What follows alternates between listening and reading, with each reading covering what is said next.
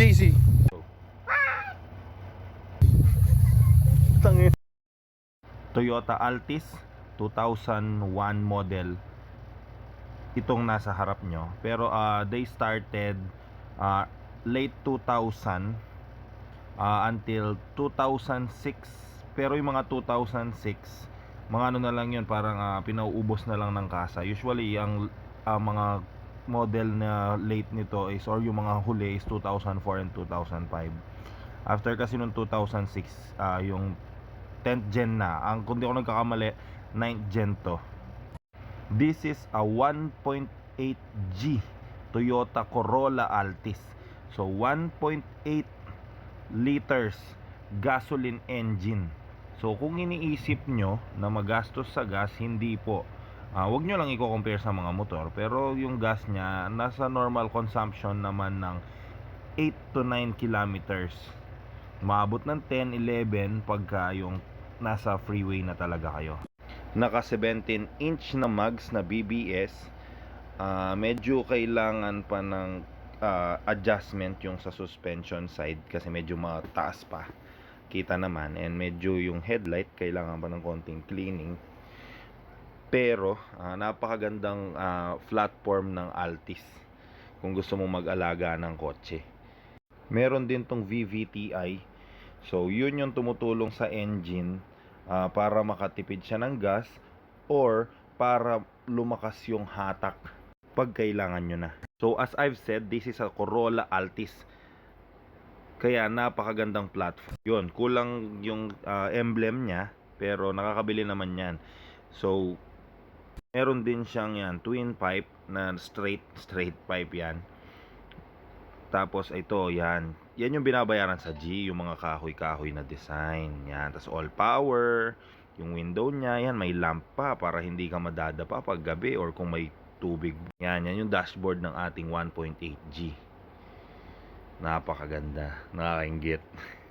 Yan yung mga louvers niya, napakalamig ng aircon. Yung mga controls, this is a automatic version. Mamaya makita nyo yung dash, napakaganda. Tignan nyo yung space. Yan, meron kang lalagyan ng phone. Dito malalagay ka ng kung ano nung gusto mo. Marami siyang pockets. Yun, yung sa tabi ng handbrake, pocket din yun. Ang kinaganda pa, dahil Corolla to, napakadaming parts. At halos lahat ng mekaniko nagagawa nila ng maayos. So yan, meron siyang lamp sa gitna. Meron din speakers sa likod na napakaganda ng sounds. Yan, oh guys, ganda no, kainggit. Ayaw madumi ng kapatid ko kaya may mga cover pa yung seat. So siyempre inaalagaan konti-konti para lalong gumanda. Ito, yan pagpasok mo ng driver side. Yan, yung mga controls niya para sa window, para malak, para hindi mapaglaro ng mga bata, automatic lahat yan. Meron din siyang speakers sa harap.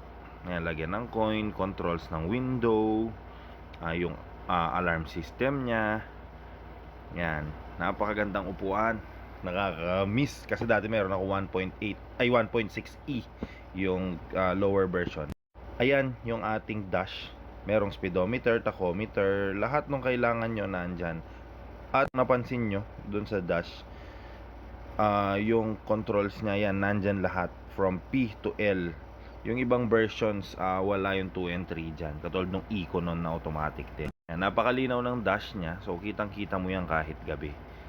Hindi ka na mahihirapan. Tapos, meron din siyang light para sa mga doors. Kung naka-open pa, hindi nasara na maayos. Yan, yung controls ng aircon. Yung ating headlamps, kabilaan. Napakaganda yan, napakaliwanag. Yan yung mga liit-liit na features. Yan, may sun visor, salamin para sa mga asawa nyo. Yung mga liit-liit na ganyan na features, yan yung mga binabayaran sa top of the line. Ito nga pala yung top of the line yan, may mga pocket pa. So top of the line model ng Toyota Altis. Isa pa sa magaganda sa Altis is yung space nila. Tignan nyo naman yung trunk space. And earlier dun sa video, makita nyo yung loob. So kasya yung tatlo sa likod, maluwag, hindi tumatama yung knee nila dun sa upuan ng driver at passenger sa front kahit na nakaurong. Yan, dyan nakita nyo, napakalaki rin ng kanyang trunk space. Yun, nakita nyo may ilaw pa kasi G model. Napakarami yung pwedeng ilagay dyan. Nung kami 3 hanggang 4 na luggage bag, tignan nyo yung haba, ililipat ko tong 7-Eleven na paper bag. Sulit na sulit yung inyong gagastusin pag bumili kayo ng Corolla Altis. Pakinggan naman natin yung cold start. Naka straight pipe nga pala to, tapos may twin exhaust lang sa dulo.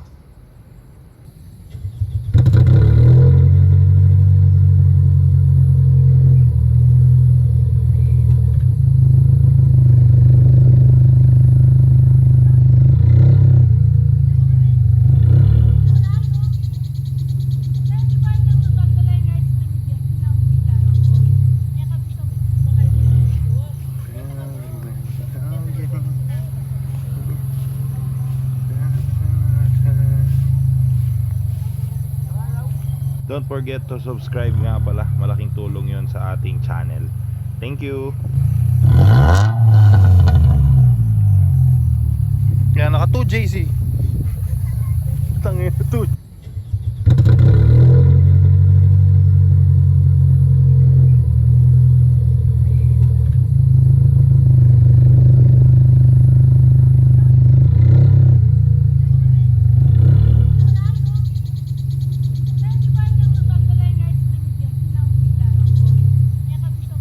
Gusto nyo nga palang malaman kung nasa magkano yung mga ganitong model ng Toyota Corolla Altis. Naglalaro ito sa 170 hanggang mga 250,000 peso. Didepende yon siyempre sa status ng sasakyan, sa makina, or kung ano bang in-upgrade nung may-ari.